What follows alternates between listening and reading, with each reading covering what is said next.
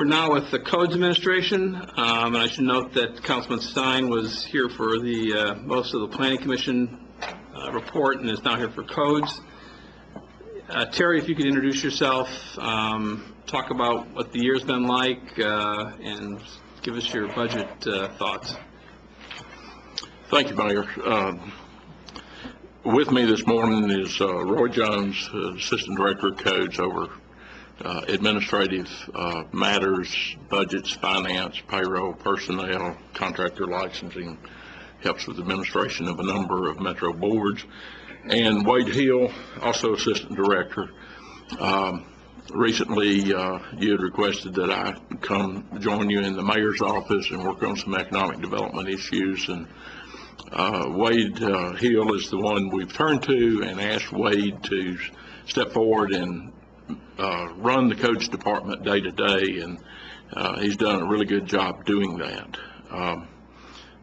The department, if I look back and over the past year and we look at accomplishments during this year, you'll recall at the beginning of this fiscal year, we took on a transfer of the health department inspectors and moved them over to the Codes Department and combined them with our property standards inspectors. And that took place last July 1st. And I think it's gone quite smoothly. Everyone seems happy with it, and we appear to be well addressing the responsibilities both in Codes property standards and zoning inspections, as well as those tasks and functions that were previously handled by the health department are now being handled. So there's truly a combining of interests. So all of our inspectors were cross-trained and merged together so that we eliminated a lot of duplication and crossover. And I think it is operating more efficiently today than it did previously when they were separate department functions. The other thing that we were facing last year when we began the year was an unusually large number of turnovers.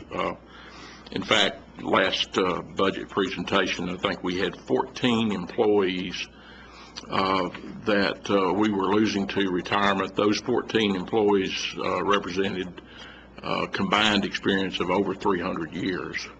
We have, during this past year, been quite successful, in my mind, in locating quality candidates to come in and bring into the department. And maybe it's the economy, but when we've had job vacancies in a technical area of code enforcement, we've been able to find outstanding candidates, a large number of them from other jurisdictions, fully certified, fully trained, that could step in with a minimal amount of training and assume their new roles. So we've made some really good hires. We're still interviewing candidates, this is worth mentioning, to fill the vacant Metropolitan Zoning Administrator position that was left vacant when Sonny West passed away about this time last year. But we are nearing the close of that process. We've completed our interviews, and we'll be working with you in the next couple of weeks over reviewing a short list of who the interview panel thought to be the best group of candidates. One other note, looking forward a little bit, this fall we're also going to lose Manley Biggers to retirement. Manley's Assistant Director over all of our construction inspections. And he has announced to us he will be retiring by September of this year. So Manley's been incredibly good for our department. He's a structural engineer by training and licensing, and has just done a great job for the department over the past approximately 30 years, I would estimate. The third challenge has been that we're experiencing a lot of growth and development in Metro Nashville. In the calendar year 2010, looking at the end of that calendar year, we look back and permits were up 50% over calendar year 2009. In calendar year 2011, we appear to be sustaining that level of activity. In 10 of the last 11 budget years, we permitted in excess of $1 billion each year in building construction in Nashville-Davidson County. And a lot of it now is taking on a little bit different form, which is a good thing in that there is a great deal of construction activity downtown and infill development in areas like Sobro and Germantown and Midtown, the university area, West End, a lot coming up in and around the new 28th Avenue connector and that whole area as it's reconnected, the Gulch, and on and on. In other words, it's not out on the edge of our county now. We're seeing it more internal to the city, particularly in downtown Nashville, where in the past, how many years in the past 2 years, we've permitted more than $600 million worth of construction in downtown Nashville. Now, I know the convention center is the most obvious piece of that, but that represents about half of that, which means that we've had the equivalent of a Music City Center in other activity during that same 2-year time period. So that's a lot of activity in the area inside the inner loop, and the majority of that is taking place from Dedrick Street south in half that area. I want to recognize and thank all the employees of the Codes Department and all the efforts they do every day to make Nashville a safer place to live and work, to visit, or to come here and play. This is my 23rd budget presentation, Rich. Pretty good. I looked it up. I'm pleased that for the past 22 years we've been good stewards of the resources that have been entrusted to our care. We'll be completing this fiscal year collecting $645,000 more in revenues than the budget had anticipated, and we will spend $700,000 less than the budget had set out. Kind of the model. So- More revenue, less expenses. Yeah. It's a net of $1,300,000. Hear these great words. I would submit that also is a fiscal year budget accomplishment. Finally, we have looked at, as requested, a 2% budget reduction, which for the Coast Department is $138,900. We've submitted a budget plan that would reduce the department's budget by that amount. As the Coast Department consists, about 95% of our budget is either people, cars, or computers. So it comes with a reduction in staff at the Coast Department of 2 positions, plus some miscellaneous reductions in other expense categories to reach the 2%. With that, be happy to discuss any area of the budget. Well, can you talk a little bit about where we are on demolitions and whether we're meeting budgetarily the needs? We have been spending over the last several years $200,000 a year in structural demolition. And you'll recall we were budgeted at $100,000, and for several years you put forward a request of ours for a special appropriation to add another $100,000 to that to make a total of $200,000. We think that's a sufficient level of demolition funds to sustain that activity. This budget request, last budget year, you placed the $200,000 in the budget request on the front end, and we think that's sufficient for the most part to deal with that ongoing activity. A lot of that is created by the downturn in the economy. When you have an economic downturn, you have increased unemployment, you have increased bankruptcies, increased foreclosures, increases in the number of vacant properties, decrease in property maintenance, so the properties are beginning to fall in state of disrepair. And your increasing our demolition budget has assisted us in addressing that.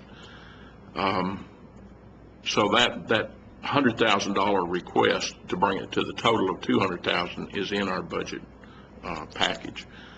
We do have, and the finance department has been working with us to help us. We do have one particular demolition project that's enormous. The old Memorial Bible Company building over on 24th Avenue North, I believe it is a large site. The building has been burned. There's all kinds of illegal dumping activity taking place there. And the site covers most of a city block. But the cost of demolishing that one structure we're estimating at about $200,000 for one structure. But it's a serious blight on the community that needs to be removed. So we've placed a special supplemental budget request in, and it's in the hands of the finance department and is moving forward towards the council, as I understand it. To be heard before the end of this fiscal year? Yes, sir. Yes. Actually, we're finalizing that now. We hope to file it, I think it's this next Friday is the next filing deadline. And so we're planning to file it for next Friday, and we've told codes to proceed as if they're going to get it. Obviously, it's subject to council action and final, but I think this one is such a political, not political, but emotionally charged one of the community, and we get a lot of support for it. And then we would do a supplemental appropriation one time for this purpose to get this carried away as soon as possible. And is there an owner that? There's quite a history of the owners. In fact, there was a recent newspaper article, I believe, in the Scene about City this paper, particular city paper, Okay. about this particular blighted structure. And there have been all kinds of things involved in it, but I think we're at the point now. We've ordered the demolition. It hasn't been done by the owners or whatever responsible parties. We have updated our title research, so we're posturing ourselves legally to move on it, and we've already requested from the finance department that they put it out for bid. I don't think we have the bids back. We've done that once before, and the number was somewhere around $200,000 for the low bid, and that's been our special appropriation request. That being said, we don't know what the cost of that exactly will be, but with the savings we've had in our expenses for this calendar year, we feel we can more than cover it if it should run short. So that's the way we're approaching it now. Good. But I think that building has come up a number of times when we reviewed that area of Nashville and the mayor's poverty initiative and a number of other neighborhood reviews. That building keeps coming up on everybody's radar. I think Councilmember Harrison, I believe, is actually the councilman in that district, but it lies in there in very close. The North Precinct. Yeah, it's a few blocks from the North Precinct, and it's a critical location, I think, that we need to address. Okay. I noticed in your couple issues and the strategic issues that you're facing, that you reference, well, left unchecked, the effects of substandard property on the citizens of Nashville will result in erosion of tax base and further deterioration of infrastructure. Well, does that refer to the same issue, or is that another? I think that's pretty much the same issue. It has to do with paying attention to dilapidated properties, substandard property maintenance, and making sure that our properties, that we're doing all we can to keep our properties from deteriorating. It's a larger issue in an economic downturn, and generally speaking, we've met that in years past. When we have economic downturn, we also start budget reductions and eliminating staff, and creates an even larger problem. But if the earlier you can prevent this decay, the easier it is to move the economy or the community forward. It's sort of like Do you want to just continue your efforts at preventing the ongoing decay, or do you want to let it decay and then come back with various programs to try to revitalize the community? And at least in my mind, the best money is usually spent on the front end to keep it from getting that way to begin with. So, Yeah. There's also a reference to a growing technology gap between the department and its customers, which results in longer response times and a failure to be able to communicate. What's that about? That's about when we sat down some years ago in planning, results matter planning, managing for results. We identified, and this was in an area of about 2002, 2003, we identified that the codes department and the metro government had a technology gap, even with our own customers who had in place, they were using laptop computers and cell phones and internet to transact business, and our computer system at that point was the old Metro mainframe system. That was prior to the advent of what is now the Kiva system that ties all of the Metro departments together that deal with construction and development. That issue has been addressed a great deal by the codes department over the past decade. Now to the point that with the Kiva system, for example, 50%, we issue about 40,000 permits a year. 50% of those are issued over the internet.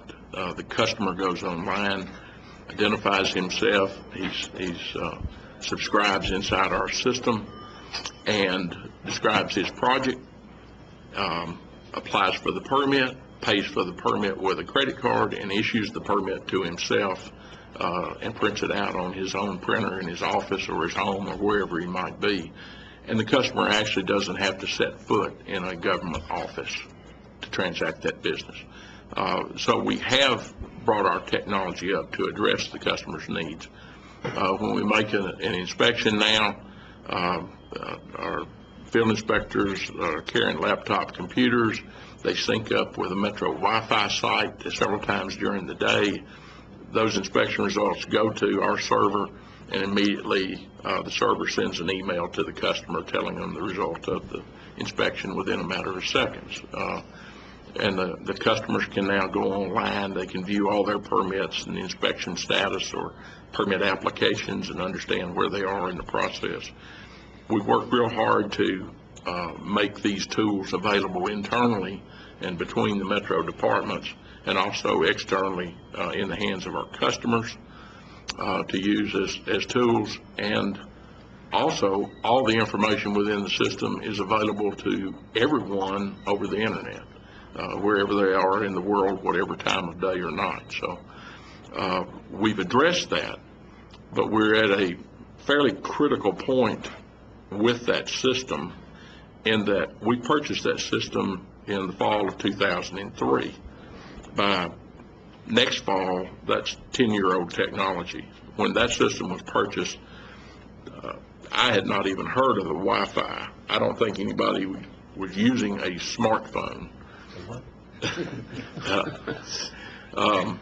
I don't think anybody in the Metro government at that time had either a BlackBerry or an iPhone or a Droid, or that technology didn't even exist. And so the system we bought, which was really good at the time, is somewhat dated at this point, and it's operating on servers that are past the end of their useful life. They're 8-year-old servers. The IT department tells me they're 3 years past their useful life, and it's running on an Oracle software or an Oracle database that Oracle is trying to phase out. The Kiva system, which the Excella is the name of our vendor, the owner of the Kiva software, and Excella is the largest of the corporations in that industry for what we do. They've migrated to a different plan now called Excella Automation, which is largely replacing all of their previous software brands like Kiva. We're now one of, I think, only 6 cities in the United States using Kiva. So if you can sort of read the writing on the wall, the support to continue to maintain that system may not be there in the future if we don't move to upgrade that system to the later technology. And that's in the capital budget. Which is a long way of saying they have a capital request for it's a $5 million. It's a big number. It's a big item. That's correct. The budget proposal in the capital budget is that. Probably pretty critical to. If we can upgrade, if we can remain with Excella and upgrade to their latest technology version, then since we already own all of the licenses through Excella, if we can upgrade with Excella, we can save $1 million worth of licenses that we don't have to buy. All the licenses will be provided to us free of charge. So the remainder of the project is migrating from one database to another or configuring the new software system. Okay. Now, interesting, and I probably should have covered this when we talk about revenues and expenditures. The codes department and this group of services for construction permit review, construction inspections, authorization of use and occupancy, that entire process and system is paid for by the users of the system through their permit fees, plan review fees, inspection fees.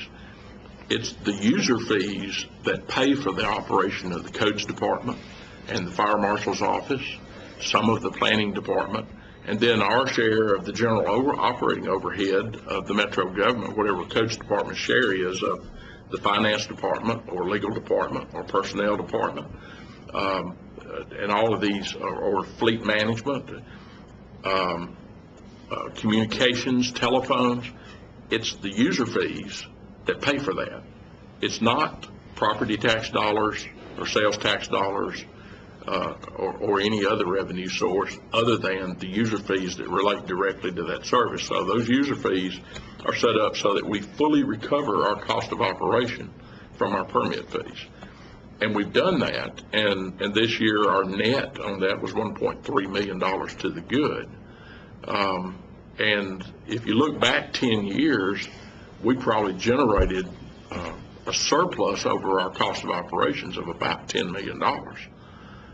So although that a $5 million capital expenditure is a large amount of money, the users are already paid for those services, and we have the money in the bank. Terry, we've talked about this, and I think it's probably something we probably ought to talk about just for a minute with the mayor, is, we obviously have, your staff's going to be in demand in the downtown area over the next year because of all the construction downtown, the Music City Center, Omni Hotel, and Hyatt Hotel. Hyatt Place has been announced and other things, and there's going to be a lot of demands on your staff, and obviously you've been below expenditures, and you have talked about the need to maybe increase your staff. You want to talk about it a little bit? Yes, I think as we see construction and development activity increasing in Nashville, we reached bottom in 2009, and we saw a 50% increase in 2010, and we see ourselves at that same level and sustaining that level of activity going forward. As I mentioned, out of 11 years, 10 of those years, we've done more than $1 billion in construction and development inside Davidson County. With this focus internally back into more downtown and more of the central city, that level of activity, if it's building, some years ago we dropped our staffing levels pretty dramatically at the economic downturn over a series of years. Now we see the demand for those services rising. As I said, those services were paid for. That $600 million in construction inside the inner loop in downtown Nashville paid us $2.3 million in permit fees. that we received those funds in 2010, 2011, up till and over the past 24 months. They are anticipating services, meaning that the inspection staff will be available to them as they have need for it. And I keep hearing developers expressing concerns that we're in a position to provide that service to them and be responsive to them. Now may be the time that we need to begin building our staff in construction inspections and over in also the fire marshal's office. And one of the things we kicked around was adding one contingency of construction inspectors so that we could address building inspections, electrical, plumbing, mechanical systems, and fire inspections. So a group of 5 positions, because there's a lag time of 6 months to 9 months.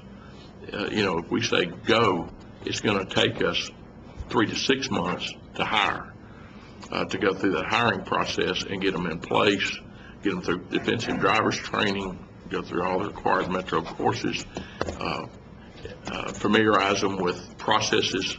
It's going to take 6 to 9 months to have them where they can contribute at the level the other employees contribute. So now may be the time that we begin looking towards that. Yeah, that's a good point. I don't think it's not an unreasonable request. Greg? Well, thanks for taking on your new responsibility.